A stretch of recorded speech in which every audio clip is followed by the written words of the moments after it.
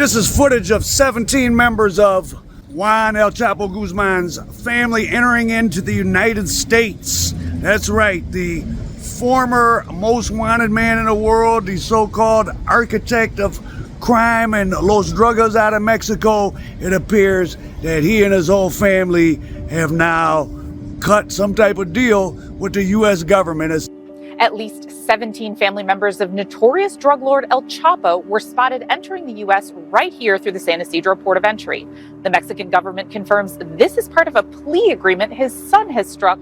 Experts tell us this kind of deal is incredibly rare. And his son Ovidio, who was taken into custody in 2023, last July, of course, he famously disappeared from the Bureau of Prisons, the BOP custody, which means he cut a deal. And just a few days ago, federal government announced that on July 9th, he would have another court date. That's probably when the plea agreement for El Raton, the mouse, Ovidio Guzman, the son of Daddy Guzman, who was, remember in 2019, they grabbed him into custody. The shooters came out and they released him, and then they did another military operation in 2023, stormed his house with Black Hawk helicopters, probably they got from the U.S., and took him into custody.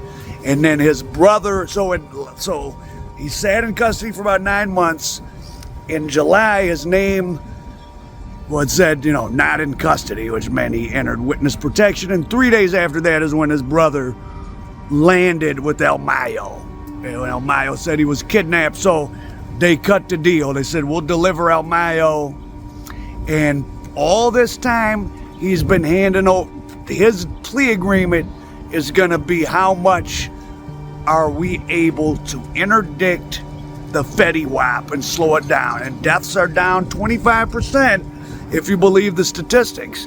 And Donald Trump, he might not be a problem solver, but he's a deal maker. He'll make deals that are going to, well, like a politician does, that make him look good in the short term. Do they solve the problem in the long term? Who knows? But to quote the famous economist John Maynard Keynes, in the long term, we're all dead anyway. So you do have to do something now. And I think that this is Trump tasked the Department of Justice to bring down the amount of Fetty Wap deaths. So that, well, I guess he's a decent enough person. He wants less Americans to die. I won't assume that that's not one of his reasons. And then also politically, it's a great talking point for him. His threats of sending in the military were always absurd because